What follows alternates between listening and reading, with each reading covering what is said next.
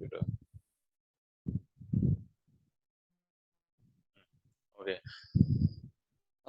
So yeah, today we'll start Docker. So till now we have uh, studied all the basic things on CI part. CI as in like starting from the developer committing the code to doing some static analysis of the code using SonarQube, then using Maven to build the code and creating an artifact like a jar file or a war file, and then storing that jar file or a war file uh, into the repository. For that, we studied Nexus. Okay, so today the context would be something else. So today we'll study Docker. So I'll give you a brief overview of the like for every topic we have studied what is the problem and how that technology or the tool is solving that problem. Okay, so we'll start Docker in that way only. So just to give an overview of what about the dark ages of IT industry, what was happening earlier, like in 1980s, 1990s when IT was coming into picture. What was it? What was happening at that time? So earlier we had one application on one physical server. Like when we used to deploy, when we had to deploy an application, we had we used to deploy the application on a single server, on a single physical server. Okay, there did not we did not have a concept of virtualization at that time. Okay, so at that time servers are huge, like they used to cover a room or like square feet of servers, and so many big uh, things, and storages were huge, and storages were huge, and everything was huge. So but for deploying any application on that, so what we used to have a physical server. Okay, and on the top of physical server we used to have an operating system, and on the top of that we used to deploy the application. Okay, there was no concept such as virtualization. So that means if we have uh, if we let's say if we have a server, let's say 100 GB of earlier 100 GB was a huge thing. So let's say we had 100 GB of uh, hard drive. Okay, and 20 GB of RAM. Okay, and on top of it we used to deploy an application. That application might use just 2 GB of hard drive, or 5 GB of RAM. Okay, but it used to be deployed on a single server, on the same physical server. Okay, we could not deploy multiple applications on the same physical server. Even even if we know, even if we knew that this application is very small and we have a huge physical server, and we have a big capacity on the hardware side. Okay, but even then we used to deploy one application per server. Okay, so there were many disadvantages of it. Okay, so what were the disadvantages? The deployment times were slow. Okay, it used to incur a huge amount of cost. Okay, as it's very clear with the description, for every, even for a small application, we used to have one full dedicated server. It was wasting resources, obviously. Okay, and if it was difficult to scale. Okay, for example, let's say we have one more application coming in, that application grows in size. Let's say we have a physical server having capacity of 10 GB storage and 5 GB RAM. Okay, and let's say we have to deploy an application of requiring 20 GB of storage and 20 GB of and 10 GB of RAM. Okay, so it was very difficult to scale. We had to buy another server of a bigger capacity, and then we used to deploy that application on that server. Okay, so it used to be a big companies were getting a lot of losses. They were making lot of losses. This thing was very difficult to migrate as well. Okay, and it was vendor lock-in. So when you buy a physical server, okay, when you used to buy a physical server from a particular vendor, it used to purchase it, right? It used to be sitting on your premises. Okay, and you were paying for that. Okay, so it was a this vendor lock-in was also an issue. It's not like you will every day, every once in a while you will go and buy that storage from another vendor and that RAM from another vendor. You'll not go every day to change everything. Correct. So it was a vendor lock-in was also a huge issue. So the IT industry was facing these kind of situations, these kind of issues at that time. That led to the concept of virtualization. Okay, this all these limitations people were facing, so they evolved. Then there came the concept of virtualization.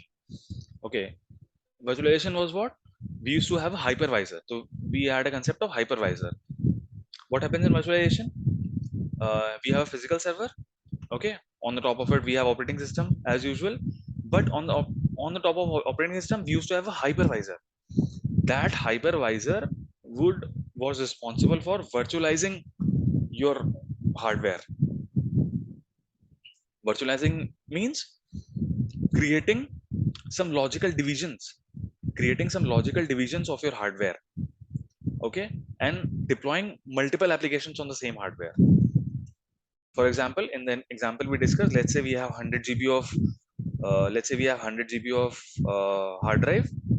Okay, and 50 GB of RAM.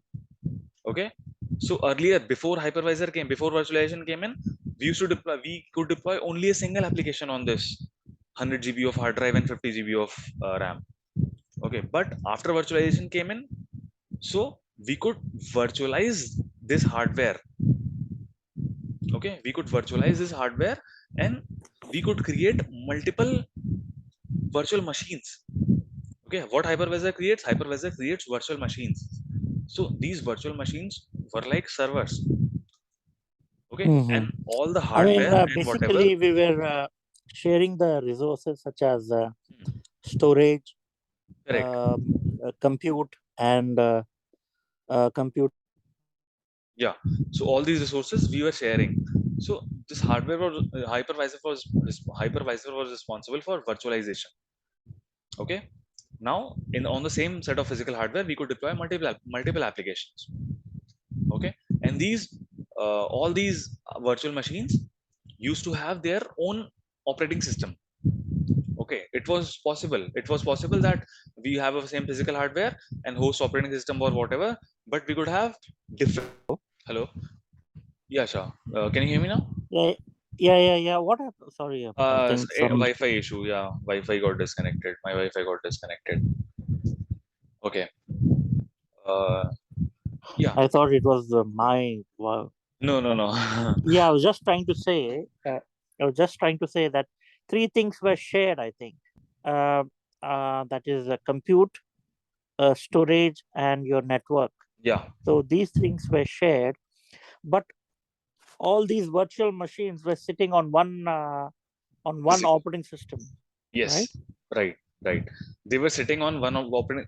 They were sitting on a same physical hardware, and we used to have a host operating system. Okay, because Yeah, one physical hardware host operating system we would used need to. operating system we would need anyways, for so that our virtual machines can communicate with the hardware. Okay, this hyper this operating system was Hypervisor, yeah. everything. But on A the top of that, hypervisor used to help share this compute, correct, storage, and network. correct, So these three elements, hypervisor used to help the virtual machines or applications to share three resources, all these three resources. correct. But sitting on the same operating system, all the virtual machines would be sitting on the same operating system, Operating right? system and the same physical hardware. Okay. On the same Okay. physical hardware. Mhm. So, for example, let's say for in our case, we have 100 GB of hard drive and 50 GB of RAM. Okay, then we could create. Let's say we are creating three virtual machines. Okay, now this 100 GB can be divided among three virtual machines. Okay, let's say 30, 30, 40. Okay, 30 GB of hard drive this virtual machines, 30 GB of hard drive was assigned to this virtual machine, 30 GB to this, and 40 GB to this. Okay, same with RAM. Let's say we have 50 GB of hard drive. Okay, let's say 10 GB to this, 10 GB to this, and 30 GB to this. Okay, and we used to have a guest operating system. Every virtual machine can have its own guest operating system. Okay, one can have Linux, one can have Oh, okay. Windows, one can have anything else, anything, Mm. You can use any other distribution of Okay, Linux, let's say. there was guest operating system as well. Okay. Yeah. So every virtual So what machine used about to the have host? hmm, Okay. host operating So system they can be used to anything. have one host. Okay. Host operating system can be anything. You can imagine like Mhm. virtualization we today also use, right? It's not an old thing. Virtualization is we today also use like EC2 instances, that is virtualization only, right? Yeah, we used to install Linux on the Windows operating system earlier, about Correct. 10, 20 years ago. I used to install Linux Hmm. on Linux Red Hat on Windows. Correct, I correct, think correct, it used to help the hypervisor, right? correct, Similar to correct, that. correct, correct. Today also we have things called VMware. We have VMware, right? VMware tools. So Yeah, VMware provides hypervisor. So through that hypervisor, we can create virtual machines. So on our laptop, on our Windows laptop as well, we can create our Linux machines, virtual machines. You can take the yeah, example of yeah, EC2 instances. You can take the example of EC2 instances. Okay, so all these are sitting on the same AWS hardware, right? Hardware we cannot see because it's cloud, but this hardware is yeah, somewhere residing in AWS data centers. Okay, and when you provision any when you spin up any EC2 instance, you can spin up even Windows, you can spin up a Linux EC2 instance, you can have Ubuntu. Okay, all these three types of EC2 instances you can spin up. Correct. They might be sitting on the same hardware, they might be having the on sitting on the same host operating system. Okay, but the yeah, hypervisor which Amazon is using that, it is we can leverage multiple virtual machines. So virtual machines are nothing but EC2 instances in AWS yeah, scenario. Okay, yeah, in Azure we call them VMs. Okay, in Azure they are called virtual machines only. Okay, and yeah, yeah, these virtual machines, on these virtual machines we can deploy our applications. Okay, so this is pretty cool. Virtualization was pretty cool. So there are many advantages to virtualization, like we already know. Like, we used to we can do resource pooling. It was very easy to scale. Okay, then we hmm, have virtual machines in the cloud, so that's where all the cloud came into picture. Azure, VMware, AWS, GCP, and all these things came in. Then we know all the benefits that the cloud is providing, elasticity and pay as you go model and everything. So VM were a big revolution, you can say. But now people are thinking like technology is evolving, right? So even people started some finding some disadvantages of using a VM. Okay, even so let's take an example of EC2 instances. Okay, when you provision an EC2 instances, so you have to provide these details, right? How much EBS volume, what is the size of EBS volume you are going to take. Okay, you can when you are choosing a AMI, when you are creating an EC2 instance, you are choosing that AMI, right? Then you are choosing the type of instances, T2 micro or R4X large, and all those instance types you are choosing. All these instance types are having fixed amount of RAM. Correct. You can see all the configurations that let's yeah. say Initially, we have to choose the RAM, the yeah. hard disk, all this operating system we have to choose. Correct, correct. No, right now Yeah. also, not initially, but even when we are provisioning an EC2 instance these days. So for EC2 instances, Yeah, what is yeah. the first step? We select the AMI, then we select Mm, the type of the instance type, like T2 micro, T3 mm, medium, or R4X5, R4X large, or P2X large, yeah, or T3 small, or whatever XYZ. These are instance yeah, types. yeah. So all these instance type, how do they differ? They differ on Mm, the number of virtual CPUs. We have different number of virtual CPUs. They have different number of RAM. Some are some are EBS backed, some are instant store backed. Okay, but if we let's say choose T2 micro, okay, if we choose T2 micro, so it has only two virtual CPUs. Correct. T2 micro has only two virtual CPUs, and it has 2 GB of RAM. Okay, it is fixed. We cannot change it after provisioning an instance. We cannot change. Uh, we cannot make 2 GB to 4 GB. Okay, we yeah, can yeah, change because we will have to change the instance type. In that case, from T2 micro we can go to T3 medium or a bigger instance type. In that case we are changing the instance type, but for that particular instance type we cannot change, we cannot make it like T2 micro is having 8 CPUs. We cannot do it, right? So these were the limitations. These are the limitations. So let's say whatever provisioning that we have done, So you let's, cannot scale compute. You mean to say you cannot scale correct, it has a storage? I limit. think storage you can scale. It has a limit. AWS is Oh, cloud. okay. See, cloud has many advantages. So cloud is infinite scaling possible. But yeah, let's say I'm talking about a non-cloud. Okay, I'm talking about non-cloud, like a basic laptop, like your basic laptop, you can say. Okay, Mm-hmm. on the top of laptop you can install VMware, correct? And VMware, using VMware, you can create virtual machines. Okay, so let's say your laptop has 8 GB of RAM. Okay, let's say your laptop has 8 GB of RAM and 500 TB of hard disk. Okay, and you have to create three virtual machines out of it, let's say. Okay, so you assigned and you created first virtual machine, which is having uh, out of 8 GB, first virtual machine is having 2 GB of RAM. Okay, second virtual machine is having 2 GB of RAM, and third virtual machine is having also 2 GB of RAM. Okay, and let's say hard drive. Mm-hmm. Okay, hard drive, let's say all are having 100 GB of RAM. Okay, all three virtual machines. But let's say uh, you want to increase, you want to run an application that consumes uh, 6 GB of RAM. Oh, can you run this application in any of the virtual machines? No, right? You cannot run it because all these virtual Yeah. machines we have created and we have assigned only 2 GB of RAM. So they cannot run a 6 GB of application, 6 GB of the application which consumes 6 GB of RAM. No, the Correct. VMware, if we want to extend the storage space, Hmm. we can do it, right?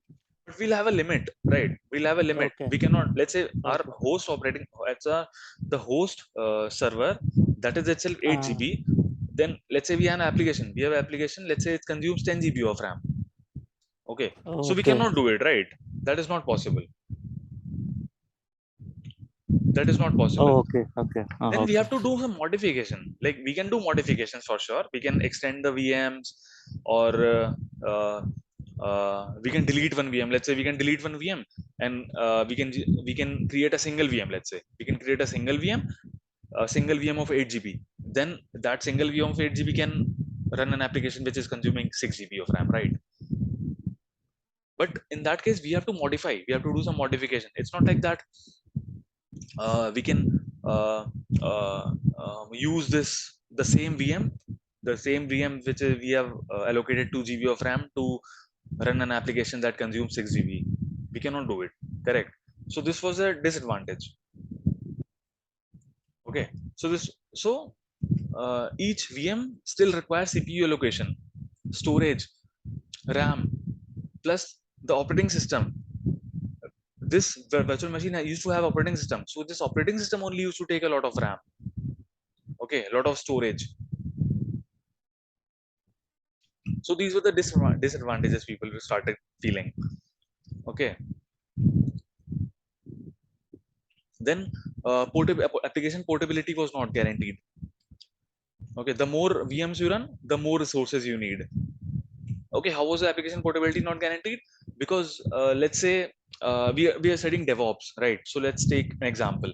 Let's say a developer created an application. Okay, on his machine he created an application, and he created all the jar files, and he packaged it properly and all those things. Now he is given this thing to the DevOps guy to install it, to deploy it on any environment. Okay, but after installing it, the application is not running. It used to happen a lot. The application might not run. Okay, because the developer has developed this application on his environment, on his server. Okay, he might be using some other operating system, let's say. Okay, he might be using some other applications, other operating system and stuff. So, and the production or any environment where this application has to be deployed might be having some other configuration. So there used to have some uh, you can say irregularities in that case. Okay, Sorry to interrupt. When you say application portability, what does that mean? Does it mean moving one application from one VM to another machine? Yes, on another host, another vhost, is it? both you can imagine. Both. Portability means anything. Portability can be anything to a different virtual machine. Like you have an application you have developed on Unix, okay, and you now you uh want to deploy it on Windows, oh, okay. okay, those kind of things. Also, where we cannot move it from, say, the application is installed on one vhost, one physical vhost. Hmm. You cannot move that application from one vhost to another. You could do it with You virtualization. could That do. is possible. See what we have. You have when you have studied AWS, you studied the concept of Yeah, AMIs, right? AMIs. yeah. So Okay. what were the AMIs? AMIs were nothing but the snapshot of a EC2 instance. Correct. When a EC2 instance is Yeah. running, you can take you can create a AMI, and whatever is the status of that uh, snapshot of that EC2 instance, whatever is the status of that EC2 instance at that time, an image used to create. We called it AMI, and with that AMI, we could spin up an EC2 instance. Okay, the EC2 instance which we spin up using that particular AMI will have the same configuration that that that EC2 instance used to have. Okay, so this was the concept of AMIs. So that is possible. That is possible. Let's say you have an application running on one EC2 instance. You take an AMI, you can create an image, okay, and you can spin up another EC2 instance. So the another EC2 instance B, let's say, that will have the application. Okay, Okay. but see what the issue is. Now this image is containing everything. Correct. It is containing uh, the it is containing the operating system as well. Correct. If you take the if you create an AMI of a Linux EC2 instance, so that image will contain Linux operating system. Correct. If you take an AMI of Windows EC2 instance, that image is going to contain is going to contain Windows operating system plus the applications and other things that are installed on that on the top of it everything it will contain this AMI contains everything, right? But these images are becoming heavy. Look at how heavy this image would become. This image is containing the application, it is containing the operating system, it is containing all the uh, libraries that your application might require. Okay, so this image used to be very heavy. Not used to be, it is heavy because we still use it's not a deprecated technology. We still use it. Okay, in a non containerized applications we still use AMIs only. Got it? Got the limitations? Yeah. Okay. Yeah. Okay, so now to overcome this, containers came in. Okay, so what was virtualizations? Virtualizations was hypervisor based so this whatever we studied till now, this was hypervisor based virtualization. Okay, it has its own benefits. We studied all the benefits, we saw what are the benefits, but it has some disadvantages as well. Okay, and people always want to improve. Correct, people will always want to improve the technologies. So instead of hypervisor based virtualization, there came a concept of OS based utilization, operating system based utilization, virtualization.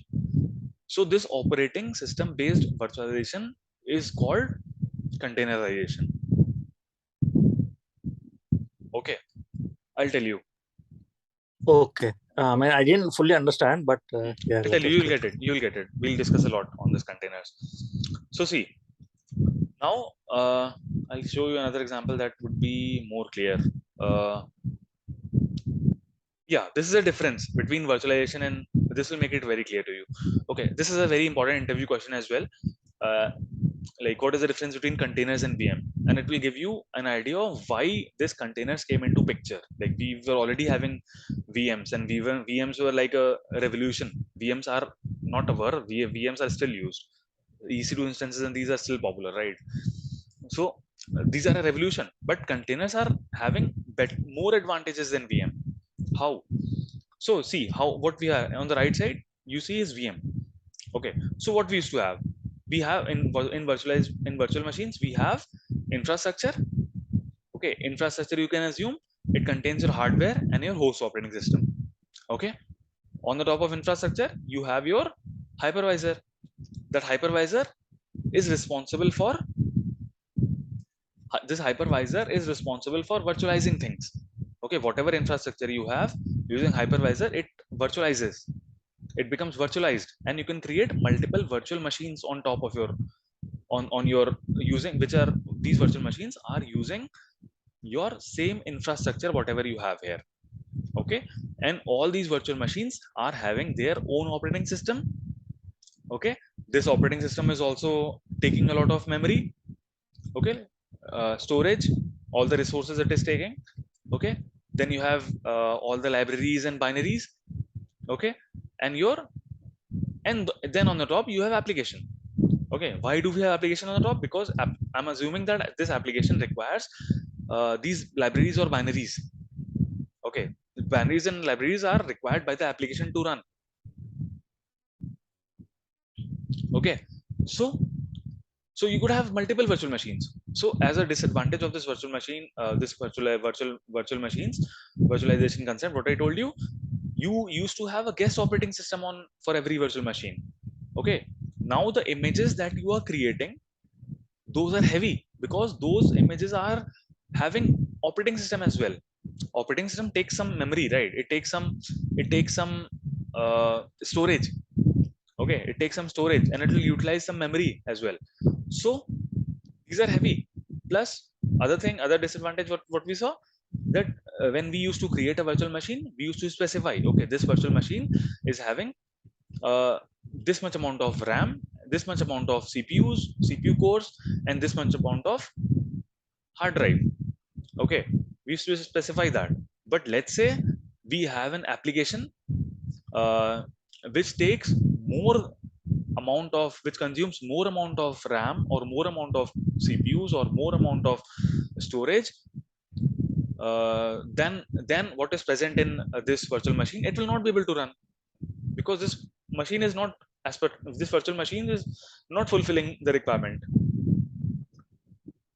Correct, there are ways always to extend the things and those things, there are ways, but yeah, you have to make some changes. Okay, so this was a disadvantage of having a virtual machine. Now coming to containers, how did the container came into picture? People saw all these disadvantages with the virtual machine. Now people thought that, why do we need a guest operating system here? Why do we need a guest operating system here? We don't need. Okay, so what they did in in containers, what in containerization, what we have, we have infrastructure the same as last time. Okay, the same as last time, we had infrastructure, we used to have now we have a host OS. Okay, we have a host operating system now. Okay, host operating system is always there, it's always there. Host operating system is in this also, in virtualization also we have a host operating system, because without that operating system it's not possible, right? Then uh, uh, then we have a Docker engine. Okay, on the top of host OS we have a Docker engine. Okay, and on the top of these Docker engines we can create containers. Okay, these things you see, these things are three containers here. Okay, now these containers do not have guest operating system, they do not have operating system of their own. Okay, for now imagine, just imagine they are not having any operating system, or they have some amount of operating system, but I'll tell you later. But for now assume that, just believe that uh, we have the physical infrastructure, on the top we have host operating system. Okay, on the top we have a Docker engine required, Docker tool deployed. Okay, and on the top of Docker engine we have multiple containers.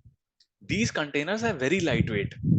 Okay, these containers are very lightweight because they do not have the guest operating system, they use the operating system of the host. Okay, they use the operating system of the host. They just, these containers are just having the binaries and the application, that's it. The binaries are the things that your application requires, like the files, the binaries, and the libraries that your application requires, and the application. That's what your container is having.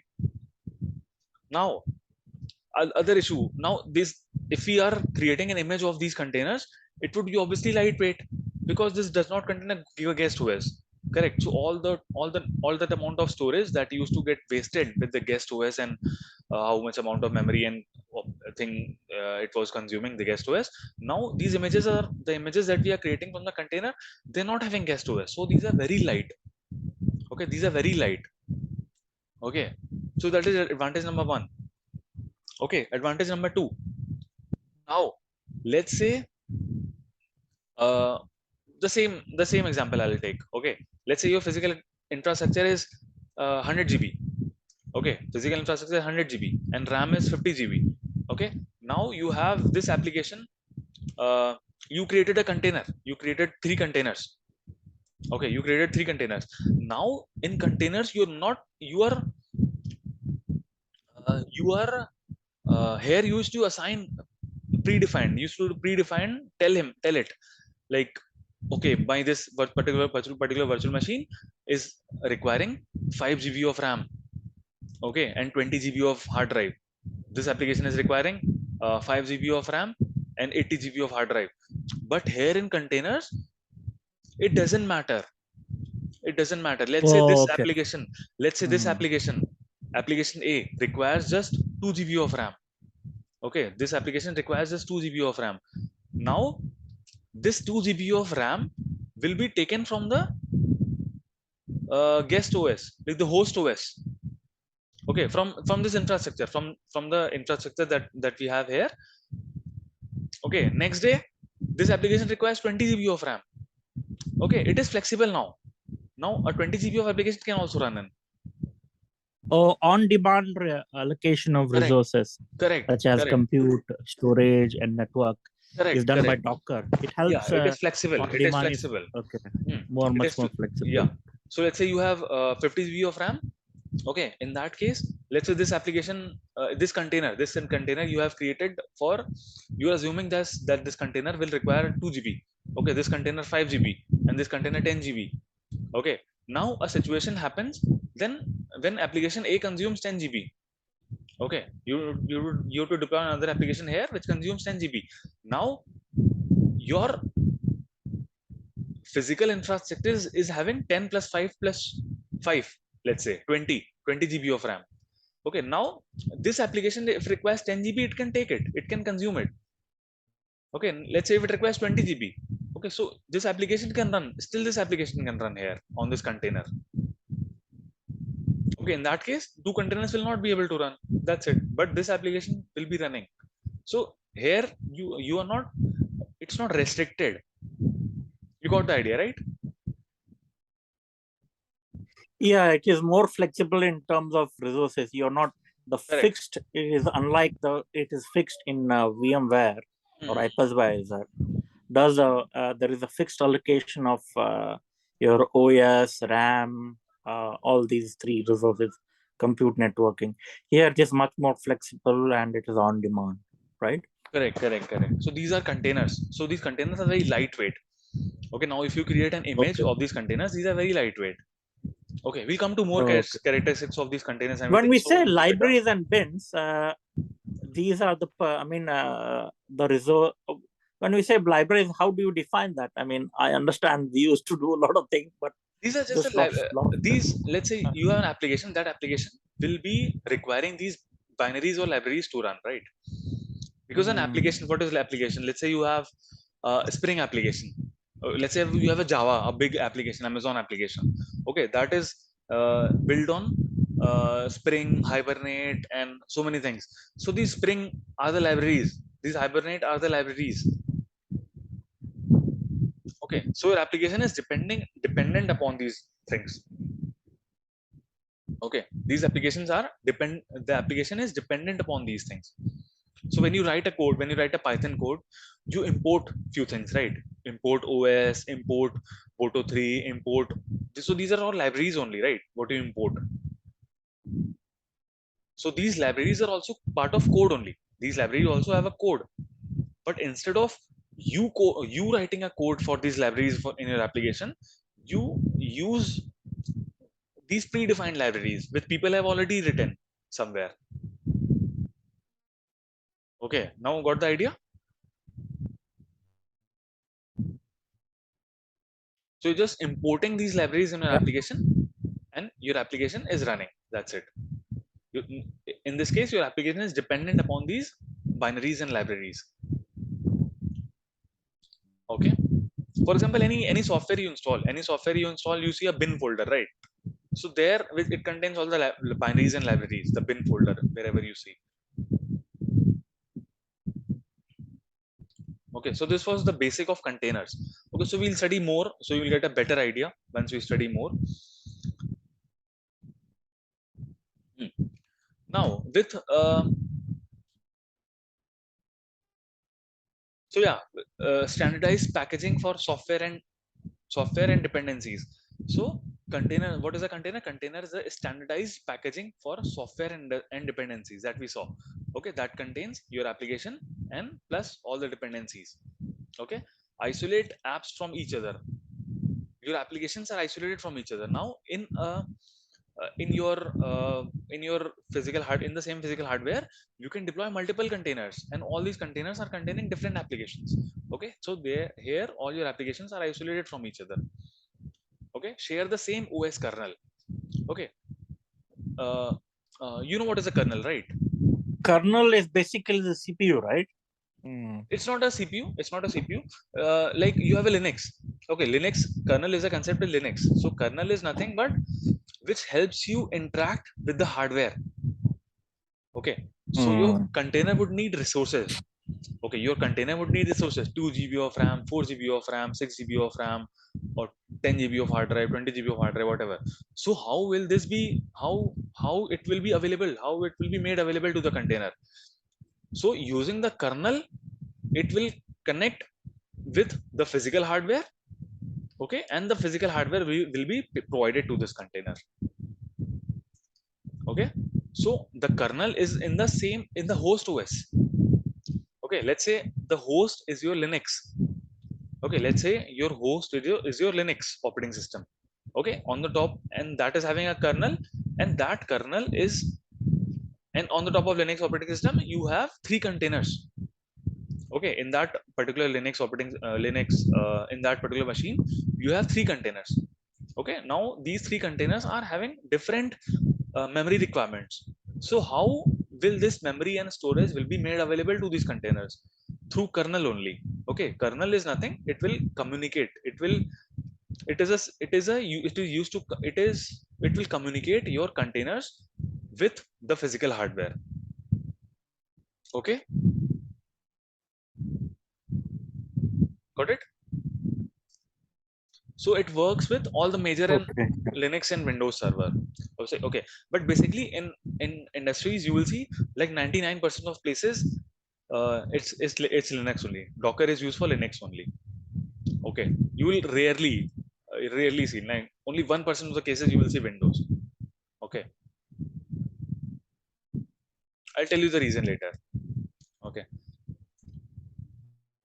so yeah, what we saw, Docker, it is an advanced version of virtualization. So this is also virtualization only, right?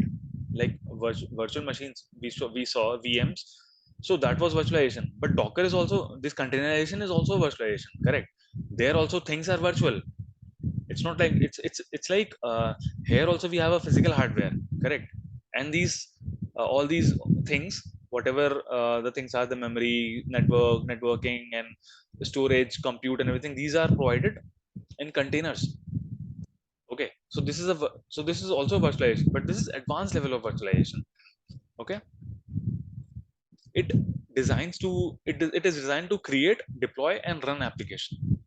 Okay, Docker engine runs natively on Linux distribution. So I told you why it's very popular. Linux, 90%, 99% of the places you will see that Docker engine runs on Linux. So Docker engine is nothing but Docker. Okay, Docker is a company. Okay, Docker Inc is an organization. It's a company. Okay, their product Docker became so popular that we are calling it as a Docker. Like we call this tool as a Docker. But Actual tool is Docker engine. Okay, what we install here, it's Docker engine. Okay, it's not Docker, it's Docker engine. Docker is the name of the company. Okay, the thing became so popular that it it it became called as a Docker. People started calling it, but actual thing is Docker engine. Okay, Docker uses containers on the host OS to run the application. So that we saw, Docker uses containers. Okay, we provide containers, and it does not have OS of its own. It uses the host OS to run the application. Okay, it allows applications to use the same Linux kernel as a system on the host computer. We also saw that, right? So the kernel is shared among all the containers. Okay, and that communication, and rather than creating the whole virtual OS, so we are not creating a whole virtual, we are not using containers, we are not having operating systems in our containers. Okay, we want to make it lightweight, right? That's the whole purpose is. Okay, that's what you see in the logo. In the logo, that's what you see a dolphin, right? You see a dolphin, and the top of it you see containers. Okay, you see containers on top of it. So that's what the Docker logo is. That shows that it's very lightweight, it can float.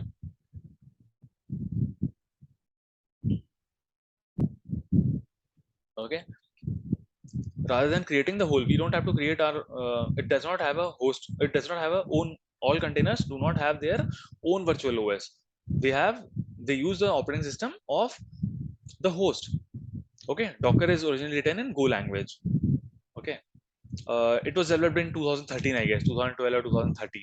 So now see, in how many years, in around 10 11 years, it's become like one of the most popular tool the industry is using. Okay, the tool performs OS level virtualization. Okay, also known as containerization. So what we saw in hypervisor was, it was hypervisor level virtualization, hypervisor based virtualization. But containers is OS level virtualization. Okay, that's what we call containerization. Okay, that's what we call containerization. Okay, Docker is a set of platform as a service. It's a platform. Correct. You Docker is also a share I mean, in what happens in VMware, the applications do not share, different applications do not share the same OS. In this thing, like in Dockers, you share the OS as well. host OS. Correct. Host So, OS. Right. so अपना कोई sorry, it does not have its own operating system, Right. unlike what It we does have not have here. its own operating system. For now, just believe that it does not have its own operating system. Okay, I'll tell you. Give me a few minutes. I'll let you know it. But it's It on has its own operating on the system. Nothing can previous. run. Hmm? Oh, okay. Ubuntu and all that. That is actually that is the operating system, isn't it? No, I'll That's tell you. I'll tell Debian, you. different operating system. Yeah, I'll tell Yeah. you. I'll tell you. See, wait. I'll tell you. I'll tell you. I'll let you know. So right now, just believe that it does not have an operating system. Okay, because that's why we are studying the advantage of Docker, right? Because that's its advantage. That is, it does not have its operating system. But let me tell you, we'll come to it. It has some part of operating system. It's not like it does not have. It does not Mm. have at least a single percent of operating system. It's have some percentage of operating system. Okay, I'll tell you. I'll tell you. Okay, so Docker is a set of platform as a service. Okay, it's a platform as a service that uses OS level virtualization. Okay, uh, uh, uh, whereas yeah, virtual machine VMware uses hardware level virtualization. We saw that, right? In when we were creating virtual machines, that was hardware level virtualizations. But here in Docker, it's a OS level, operating system level virtualization. So your operating system is making uh, so your kernel is your operating system, right? Kernel is in your operating system only. So that is uh, your containers are interacting with your physical hardware through your operating system only. Okay, so your containers are not interacting with your hardware directly. Okay, they are interacting with the kernel through the kernel. Okay, so that's why it's called operating system level virtualization. Okay, so we saw the difference between VMs and uh, containers. This is clear. What is the Yeah. difference? This is clear, right? Yeah. Yeah. Yeah. Now containers and VMs together, because both are good, right? It's not like that VM is bad, containers are good, or it depends on applications. Okay, even now you see many applications that are still using virtual machines. They are not moving to containers.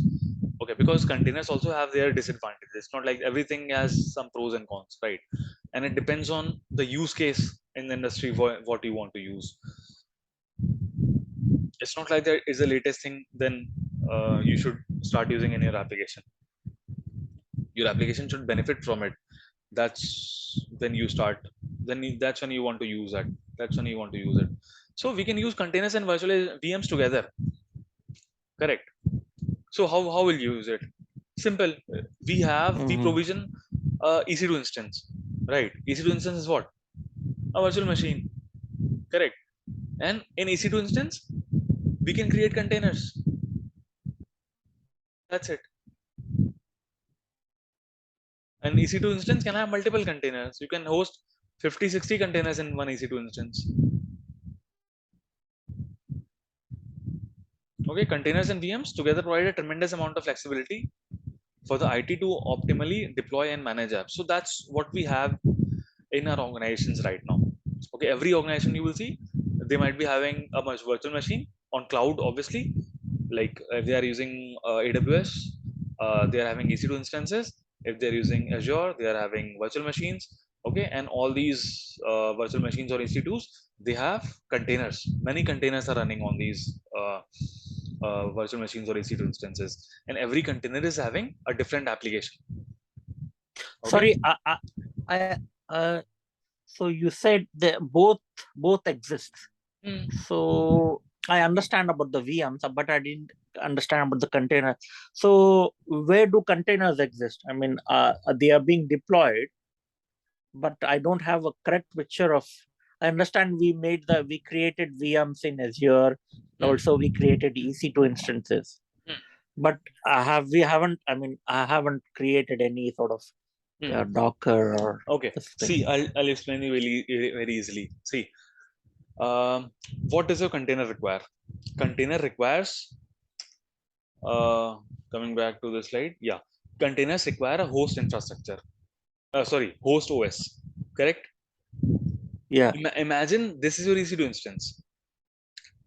This whole thing is your EC2 instance. It can have it. It can happen, right? EC2 Oh, instance. okay, okay. On EC2 top of instance. that, you're installing Docker. Okay. Right. Right. So it is a more okay. One more level. So at the guest operating system, in just to imagine, on your right hand side there is one box for the VM. So Hmm. there is guest OS. Hmm. So on top of that, you are installing Docker. Is it? Correct. Correct. Oh, okay. On the guest OS, you're installing basically a Docker, and you will have multiple applications running on them Correct. on the Right. Right. guest. Right. So in this, imagine in this application A where it is Yeah, that's written, what I'm trying to just imagine. Yeah. imagine that is a guest operating system, and on the Okay. top of it you have a Hmm. Docker level, Yeah. a Docker engine Yeah. deployed, and on the top of it you have multiple containers. Okay. Multiple And containers. okay, and you can Container assume, is basically your application plus libraries. Okay. correct, correct. Binaries So and that's what libraries. is written here. So that's what this diagram shows. Got it. So this is your virtual machine. You see here, this is Oh, your, basically that is your okay. Okay. right. This is your virtual machine. Mm. So virtual machine will Mm. have a guest OS. Oh, okay. Got it. Yeah. Okay, got it, right? So we'll install it. You will see when we are installing it, you will see that we'll create an EC2 instance. We'll install Docker there, and then we will create multiple containers on that EC2 instance. So there we are using containerization and virtualization together, correct? Containers and VMs together. No, when it comes to, I mean, in networking, I'm from networking background. Then how? I mean, it will be difficult to trace route or, Mm, uh, right? right. I mean, finding out, ruling out the networking issue. Mm, So, what is the networking issue and what is the application issue? right, right. You It are, becomes very uh, difficult, right? yeah, you are telling based on experience, but yeah. Yeah. So there are many things. We'll see. So Docker has its own networking concepts. Okay, Docker will have its own networking concepts. We'll see that. Okay, there is something which is managing the whole networking thing in Docker and Kubernetes as well. Okay, you will see these are advanced concepts. We'll discuss that in the coming Yeah, sessions. yeah. I mean, now I have a proper understanding of Docker. I had understanding of the VMs, Mm. hypervisor used to manage, but containers now, after going through your lecture, I'm going to, I understood better. Yeah. But it will make more sense now when we are implementing it. Okay, you will see how the Yeah. Okay. networking thing is working, how these multiple containers are having their own IPs. Okay, these multiple containers are having their own IPs. They're having their own ports. Like in the ports which is assigned to your virtual machine, to your EC2 instances. Okay, some of the ports are for this app container, some of the ports are for this container, some of the ports are for these containers. All these containers are having different IPs. Okay, these are Mhm. advanced concepts. Okay, someone is there who is managing all the IPs. Okay, I'll tell you, will that come later. I'll not make it complex, very complex today. But yeah, just assume you are going right, you are thinking right. So that is a challenge. Mhm. You can you whatever the challenge you are thinking is absolutely right. Mhm. But we'll study about that. So Docker, it's popular because it's it's pretty good, so it is catering to everything. Okay, so Yeah, now. I think more utilization of Correct, resources. correct. It's very cheap now. See how cheap it is. Just create an image, lightweight image, and push it in registry. We'll see that. Okay, I'll not disclose everything today. Okay, so yeah, key benefits of Docker: speed. We saw it. It does not require an OS to boot. It's very fast. That's why it is very fast. Your virtualization, what happens in your EC2 instances, you have to uh, when an application is deployed on a EC2 instance, you might have to reboot. Okay, because it's having an OS. Correct. EC2 instance is having an OS of its own. Okay, but containers does not have an OS of its own. So they are very lightweight, Mhm. very fast. They become online in seconds.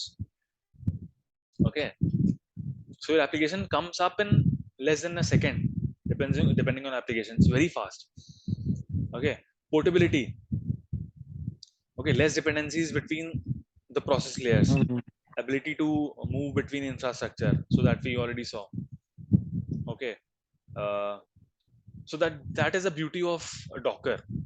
Okay, you can just we'll come to this concepts. Okay, concept of images and registry and all those things.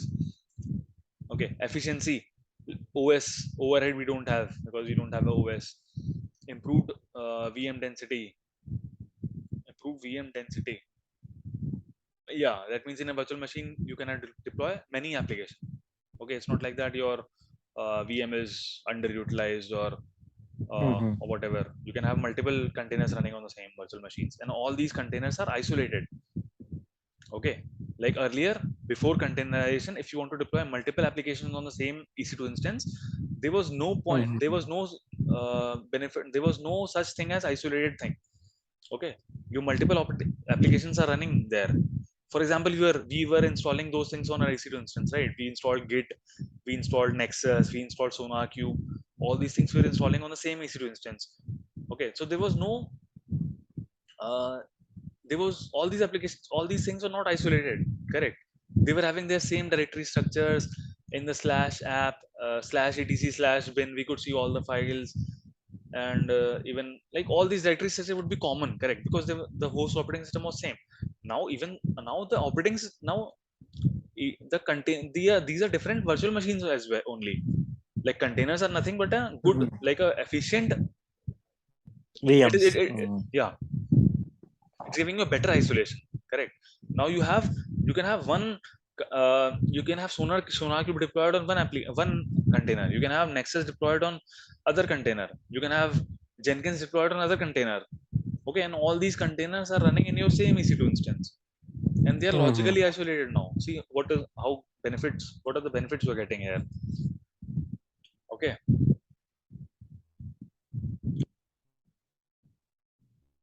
Hmm. Yeah, coming to this layered file system. Okay, layered file system is important. Okay, layered file system is very important here because uh, uh, so Docker is built on layers. So whatever we are creating, whatever images we are creating, that is built on layers.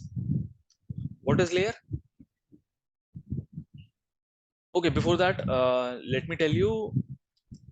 Yeah, we just studied that Docker uses the host OS. So I told you that Docker does not require an OS of its own. Correct. Containers, these containers do not have OS of its own. Okay, but this is partially correct. Okay, it's not like there's nothing can run without a OS. Correct. But the thing is, let's say this is your Linux. Let's say this is your Linux operating system. Okay, this is your Linux operating system here, host. Now you create one. Coming to this image. Okay, let's say this is your Linux operating system. Okay, now you create one container. It is Debian. Other container has having Ubuntu, and other container uh, for Alpine. These are distributions. These are various Linux distributions. Okay, so these are nothing but the images. So when images are nothing, so images are what? When we studied the concept, what is the AMI? AMI is nothing but when you run AMI, it becomes a EC2 instance. Correct. When you run an AMI, it becomes an EC2 instance. Yeah, yeah, yeah. Similarly, Mm. when you run a Docker image, it becomes a container. Okay, image is nothing but a Docker image is nothing but a snapshot of a container. Okay. Oh, okay. Uh-huh. Okay, so what AMI is to Docker images is what uh, container is to virtual machine. Okay, Mm. so uh, Yeah. these images are lightweight, I told you, right? And they do not require an operating system, but it's partially correct. These images are having some part of partial operating system, because let's say you have Some a part. Linux operating system, host operating system is Linux. Okay, and on the top of it, you are having three containers, and all these three containers are having some of the Linux distributions. Okay, some of the applications that are running on these containers, uh, they require some. They are created on some other Linux distributions. So 95% of the part is same. Like 95% of the Linux files, it would take from the host operating system, because it's also Linux, right? It is also Linux. And Debian is also a part of it. Debian, Ubuntu, and Alpine, these are also flavors of Linux. They're also distributions. So obviously 95% of the code will be similar. Correct. 95% of the libraries and binaries, etc., for the operating system would be similar.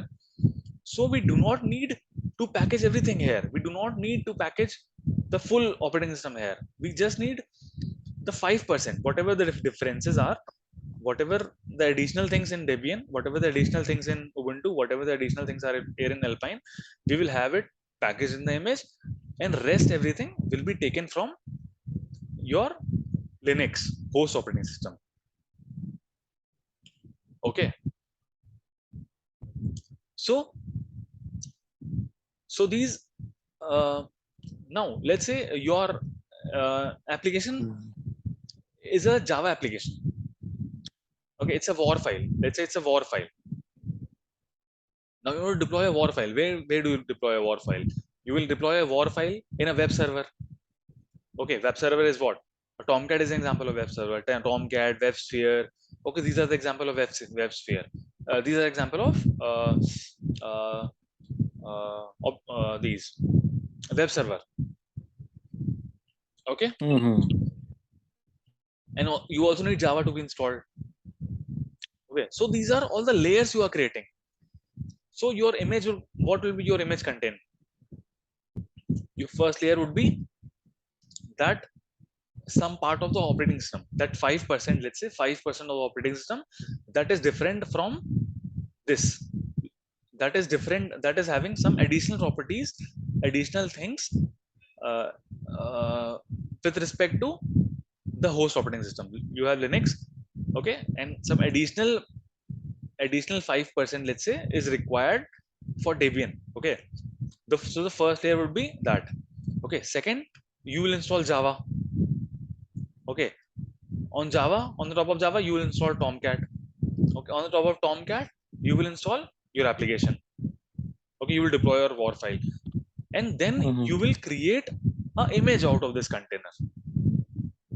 Okay, and you will create an image of this container. Now, when you create an image, okay, you could push it somewhere. We'll come to this step later. You can push it somewhere. You can store it in repository. Okay, similar to we studied Nexus, right? In Nexus also we used to do the same thing, right? We created a jar file and we used to store that in the repository. That jar file used to get stored in the Nexus repository. Okay, similar to here. Here also we are creating an we are having we are creating a container. In that container we are starting one, that container is, let's say, having some files for your additional things that are required for your operating system.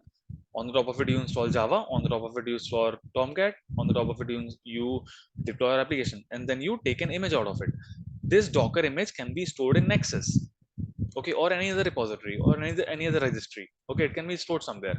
Now your friend or any other person, he can pull that image. He can pull that image, and when he pull that image will come to his local. Okay, and then he can run that image. And I told you, right, when you run an image, it becomes a container. Correct? Then it will be exactly the same. Whatever you had the things in your system, whatever things you had in system, he will see exactly the same thing when he runs the image that you just created. Got it? Yeah. Yeah, I have a better understanding now. I mean, thanks to you. So yeah, uh, this is giving a lot of benefits now. So earlier what used to happen, now I told you one more disadvantage. Remember, I told you one more disadvantage. There used to be a fight among developer and operating system guy, developer and operations guy. Okay, developer used to create an application. He used to create an application on his uh, on his machine. Okay, let's say his machine was something else. His machine was Linux machine, let's say. Okay, he was creating an application. He created an application and he packaged that application, and he just sent the war file to the operations guy, and operations guy deploy the same war file in a Windows environment. Now it is not running properly. Okay, now this operation guy is blaming this Windows, this developer guy. What the hell, man? What have you developed? It's not working. Developer says that I have worked perfectly fine. My application is running on my system. On my system it was running, and I packaged it. I tested it properly. All the testing has also been done, but it's not running on production. It's not running at your side. It's not my issue. So there is to be a lot of blame games. So Docker is also resolving that blame game thing. Now what will the developer do? developer will developer will know Developer will know that this particular application has to be deployed on Windows or Linux or wherever environment this application has to be deployed. He knows. So he will start creating this application for Linux. Okay. On the top of it, he will install Java.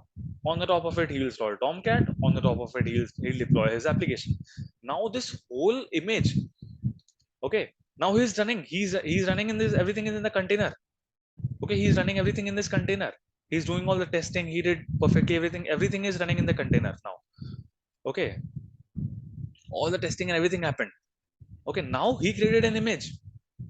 And what is this image? This image is having exactly the same thing what developer did, what is running right now. And when he gives this image to the operations guy, and this operation guy just runs this image on his operating system. Okay, and his operating system can be anything. His operating system can be Windows. His operating system can be Linux, his operating system can be Unix, etc. Whatever XYZ operating system. He is going to Oh, okay.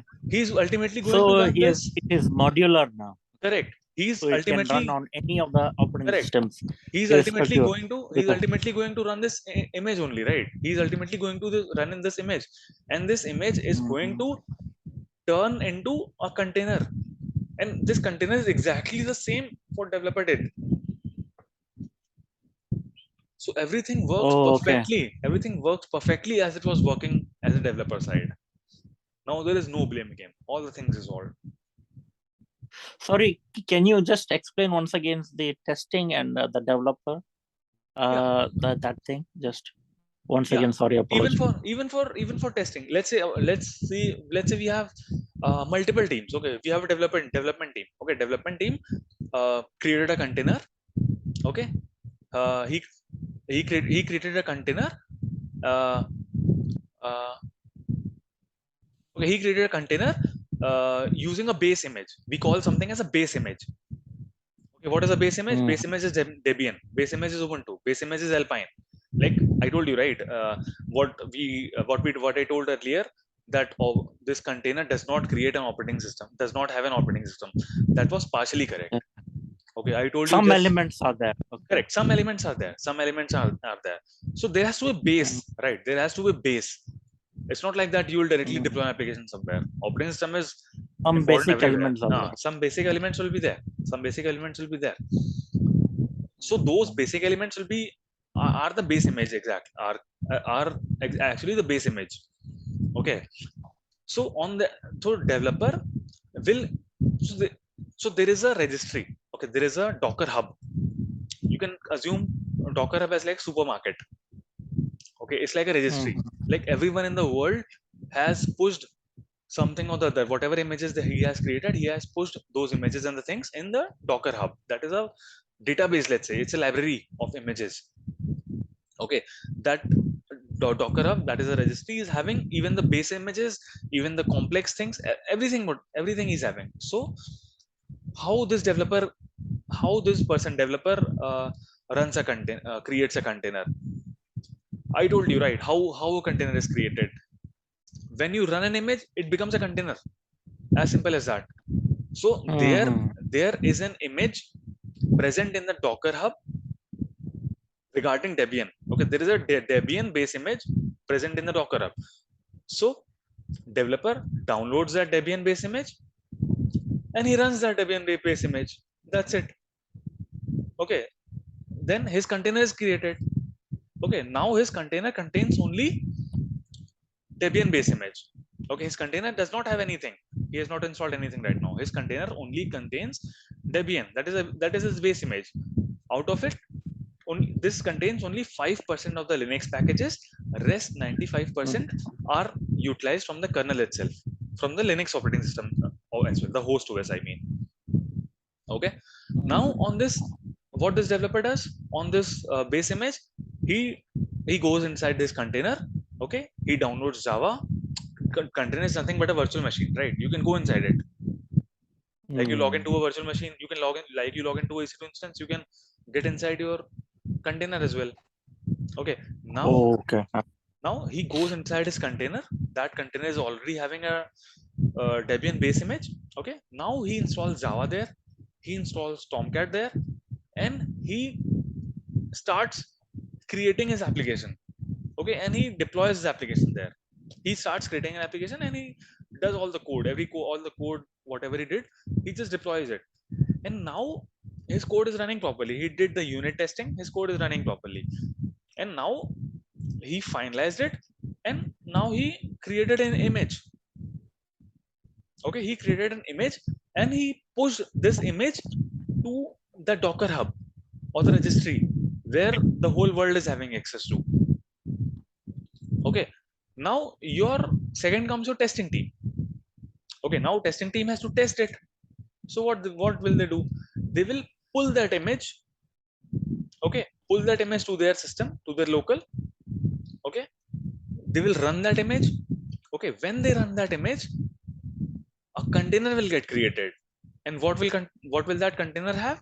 That container will have everything: Debian base image, Java installed, Tomcat installed, and the application deployed. Now the testing team can easily start their testing. They can do their testing on that container. Okay, and they can Oh, finalize it. okay. And they can finalize it. Okay, now testing is also done. Integration testing, all the testing is also done. Now comes the role of operations guy. Operations guy also does the same thing. Okay, operation guy again pulls that image from the Docker hub or the registry. Okay, and they will deploy their application to production. That's it. I mean, because it is containerized, you can run it anywhere. I mean, Anywhere. on any of the platforms. You can run on any platform. Testing becomes easier. Development becomes easier. Correct. There won't be any unnecessary incompatibilities as such. Correct. There'll be no incompatibilities because it's whatever environment he's this developer is sending the whole environment only. Okay, it's like a whole environment only he's creating an image of. So there is basic no chance elements of operating system. Then you have your own applications and the languages running. Which is the whole thing is there. I mean, okay. So this is the whole flow which I told you. What happens? Yeah. Okay. So instead of giving the whole operating system, you give the amount of a little amount of operating system, yes, which will help the applications to run. Okay. Right. So that will reduce unnecessary utilization of resources. Correct. And you can reuse it. You can reuse the things as well. For example, let's say this developer has already pushed an image which contains Debian, Java, and Tomcat. Okay. Now let's say another team requires something, another thing to be installed on the top of Tomcat. Let's say Git. They're installing Git. They're installing SonarQube. Let's say. Now they will not require to. Now another team will not need to create a base image for Debian, then install Java, then install Tomcat, then install Git, then install SonarQube, then install Nexus or whatever. They will just take the image which this developer has created. This image is already having Debian, Java, and Tomcat. Okay, now another team will take this image as a base image. Now for them, the base image would be this image. Okay, and on the top of this image, they will install Git, they will install Nexus, they will install SonarQube. Okay, and again they can create an image out of this. Okay, what is the image now? What the image this team creates is it will be having Debian, Java, Tomcat, Git, Nexus, SonarQube. Okay, again this can be pushed to the Docker hub. Okay, another team C, let's say another team C wants to use this particular image. Okay, and wants to deploy something else on the top of Nexus. Okay, now we can use this as a base image. Okay, so people can reuse the things here. Got it? Yeah.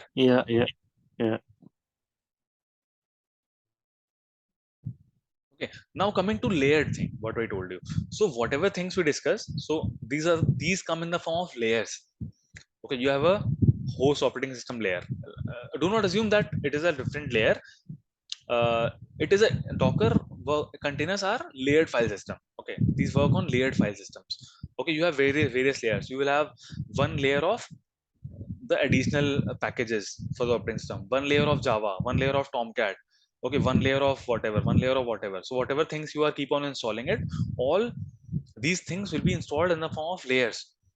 Okay, and when you see this testing team, I told you, right, testing team will pull that image and it will run a container. So when it is pulling it, when the testing team is pulling it, it will get downloaded, right? So when it is downloading, you will see that layer 1 got downloaded, layer 2, layer 3, layer 4. So all these layers get downloaded one by one. Okay, this you will see more in detail when we are doing the demo.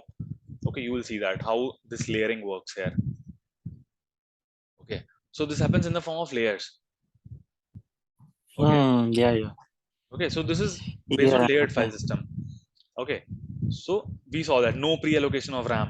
I already told you we don't like in irrespect like unlike we used to have in virtual machines where we used to have on that RAM pre-allocated. Here RAM is not pre-allocated as per the application requirement. It can communicate with the containers, can communicate with the kernel, and they can use the RAM of the physical hardware. Okay. Will the container have its own IP as well? Yes, IP, each and yes. every container. Yeah. Everything. We'll So see that. a Everything. container will have a single application or multiple applications. It can have multiple applications, but it's a good practice to have one application per One container. single application. Oh, okay. We'll see that. We'll see all Mm. the best So how does use it get? cases. I mean, because you have bit of elements of operating system, that's why you can have IP address as well. Okay. Hmm. So there So is a each thing and every managing it. container has bits of elements of operating system, so it can have IP address as well. Okay. So Yeah, that there is are managed by Kubernetes, I think. right. Okay. Correct. Mhm. So we'll see that. We'll see that. That will come in the Okay. flow. Okay. This is really good. I mean, this is really good. Yeah. Hmm.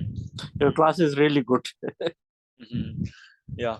So yeah, this is like we understood that that's lightweight, right? We got it light. What we mean by lightweight. Okay. Then we see CI efficiency. Okay. CI is what? Continuous integration. You already know what is continuous integration.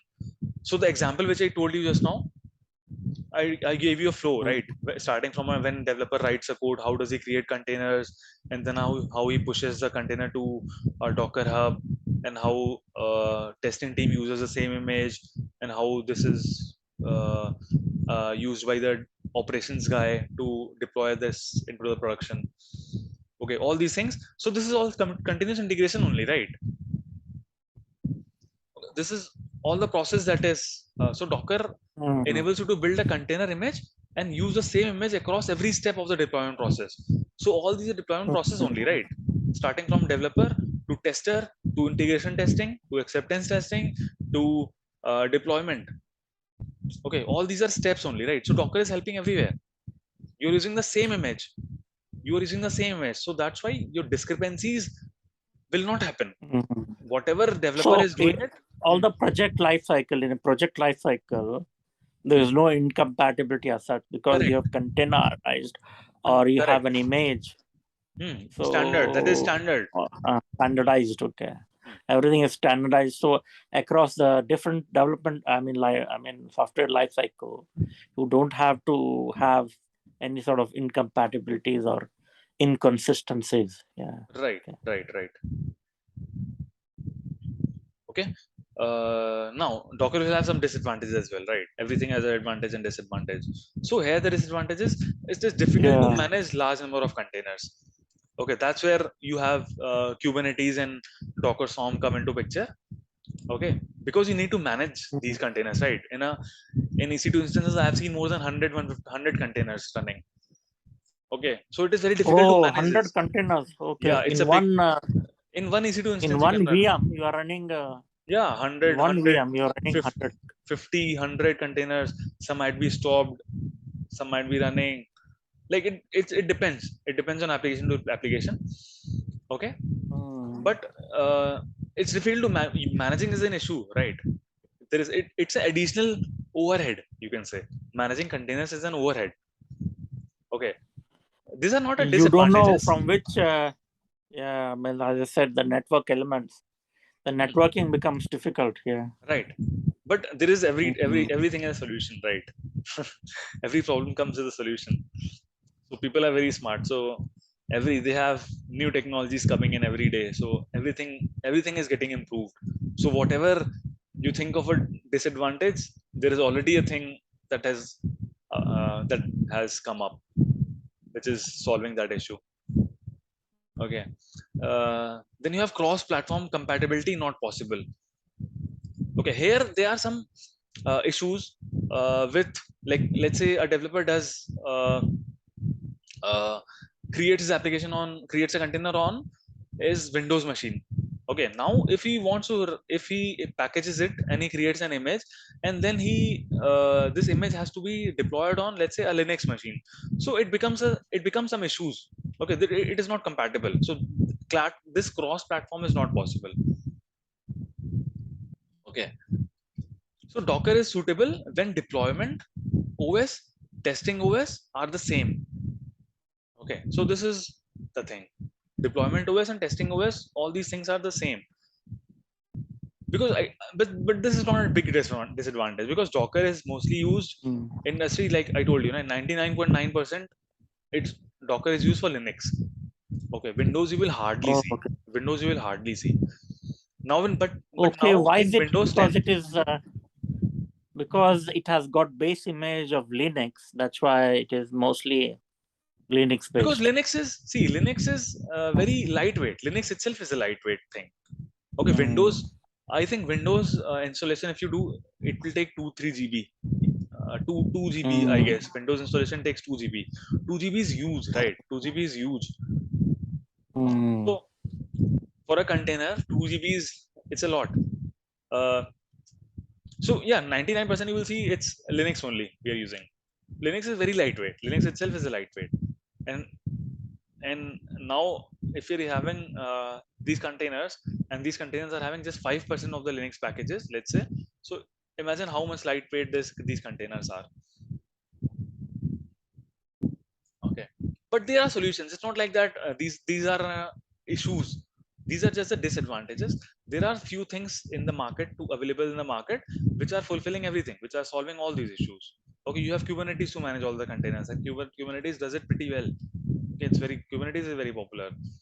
Then Windows is launching, like their Docker has recent, I guess, starting from Windows 10, they have launched something that makes it compatible with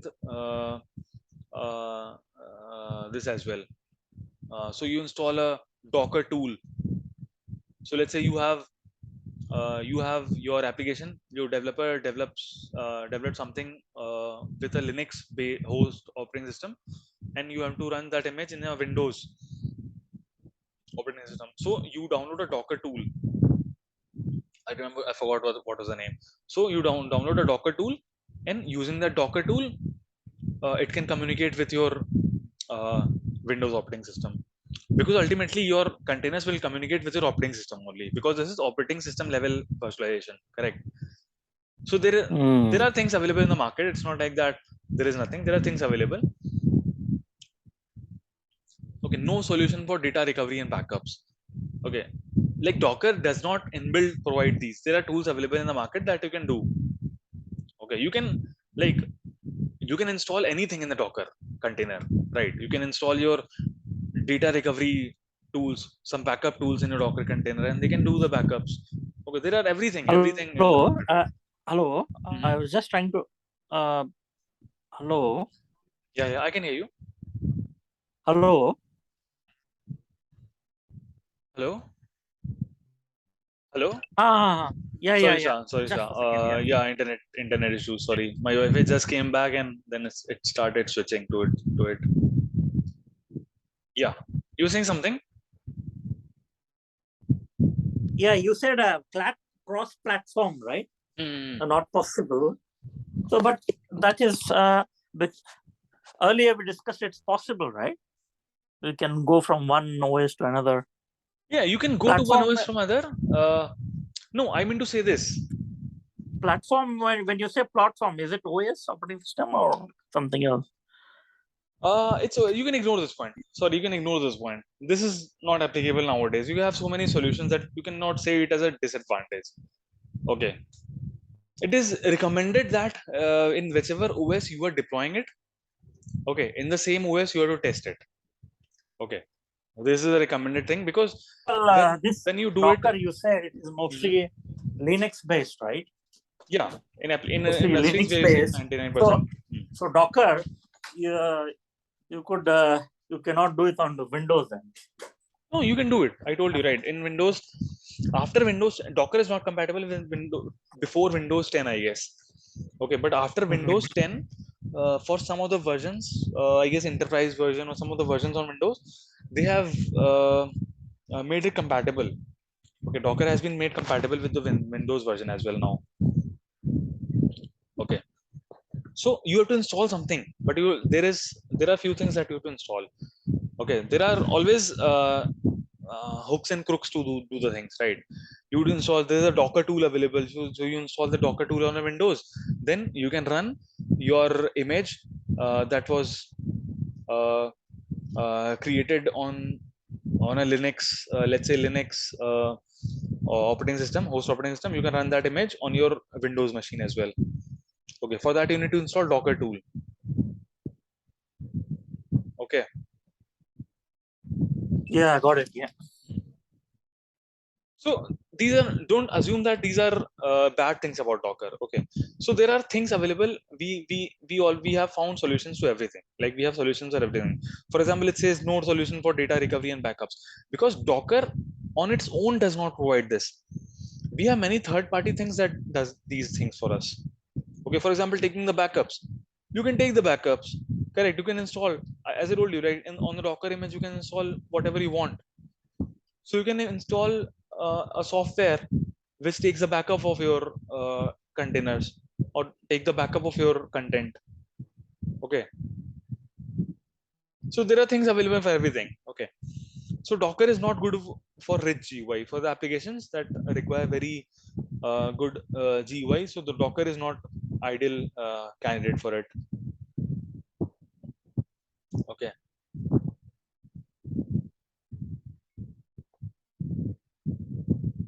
Yeah, yeah, got it. Yeah. okay. So now yeah, this thing already I told, like building a software supply chain, the CI thing what I was talking about. So here you have developers. Okay, developers are building so Docker you will see, Docker you will see in the industry mostly used for microservices. Okay, so you have various microservices, and all these different microservices are hosted in different Docker containers. Okay, you have one microservice each running in one Docker container. So it becomes very easy for those for a microservice architecture. This Docker is very good for a microservice architecture. Okay, so you have full isolation, so the two microservices are running isolated. Okay, now this is the same thing I told you, right? Your developer creates a microservice, or like his microservice in a Docker container. Okay, then he creates an image, and that image is stored in the registry. Okay, or Docker hub, or whatever you say. Okay, then what the IT operation does, IT operation downloads that image from this Docker hub, and they run this image, they deploy it into uh, infrastructure. Okay, into production or any environment. Okay, this I already told you. So now the code line of Docker is this only: build, ship, and run. Okay, the tagline you can say Docker has this tagline: build, ship, and run. Okay, this is the same thing. So build is what? Developing environments. So what developer does is developer creates an environment.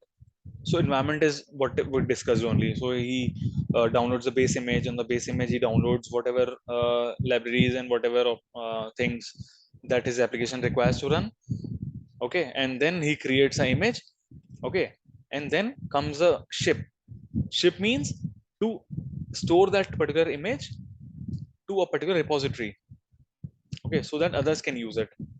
Okay, now our IT operations team will just deploy and just deploy that image on the Oh, environments. sorry. Yeah, could we start this next week? Sorry, tomorrow, because I have to go somewhere. Yeah, yeah, Earlier, it's done only. It's done only. This was the oh, last slide. This oh, was the last slide. okay. If you go Okay, back to a little bit, one more slide back, this one. one slide back, yeah. So here, yeah, this one, yeah, this one. So you're trying to explain the same thing, right? Over Yes, here, this was I the didn't same. get this. I Yeah, same didn't thing. get this point. Same thing. It Okay. was same thing. Same thing. So I told you about I was telling you about the microservice architecture here. So Docker comes at your advantage. Docker can play a very important role when you are having a microservice architecture in your industry, in your application. Okay, in that case, every microservice can be deployed in a isolated container. Okay, every microservice can run as a separate container. Now these microservices are isolated, so that's what we have in microservices, right? They have to be decoupled. Okay, so these microservices can run in different containers.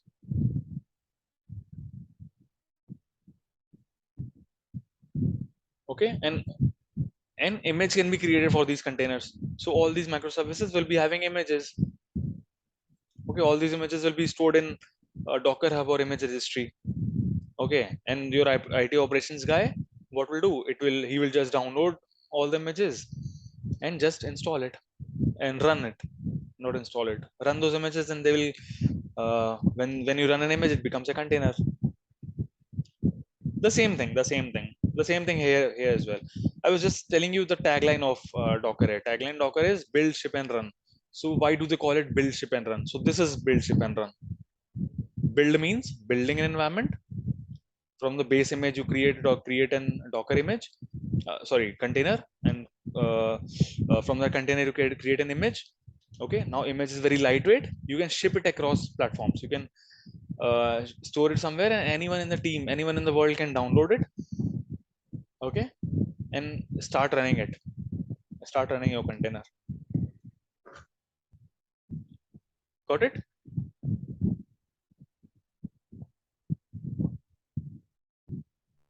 Okay, Shah, clear? Yeah. Okay.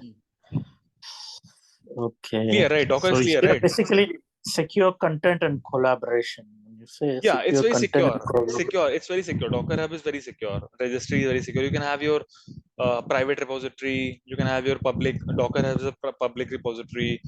So you must have studied this ECR. In AWS, there is a service ECR, Elastic Container Registry. So that can also store Yeah. images. It can store Docker images, Elastic Container Registry. So it's secure. It's private. It's basically used for collaboration as in your developers can create multiple images. Okay, anyone in the world can create an image. Now any other person can use the same image. Okay, if I see that, okay, this image is already having these 5 layers, and I want to do something on the top of those 5 layers. Okay, so I'll not start building a container from scratch. I'll not create all these 5 layers on by one on my own. I'll just download that image which is already having those 5 layers. Okay, that will be my base image, and on that image I'll run that image, and in that container I'll just download my whatever thing I want to download or whatever I want to install. So that is run. You deploy, manage and scale. Clear? Yeah. So the concept of Docker is clear, right? Concept, containers, virtualization, the concept of Docker, because this is really important. Okay, really important. Okay, so the whole world is moving to containers only, so that's why it's really important. Yeah. So next, all the sessions will be based on these only containers. Next, all the remaining sessions what we have will be somewhere related to containers and these things. So we'll study Docker, then Kubernetes. Kubernetes is also full containers. Yeah. But then the demo we'll do that also we'll do using containers only. Okay. Okay, then. Yeah. Thanks a lot. Yeah. Okay, let's Much connect appreciated. tomorrow. I think it was a very good class. Yeah. Thank you. Okay, thank you. Okay, let's connect tomorrow then. Okay. Bye. Take care. Bye. Okay, bye.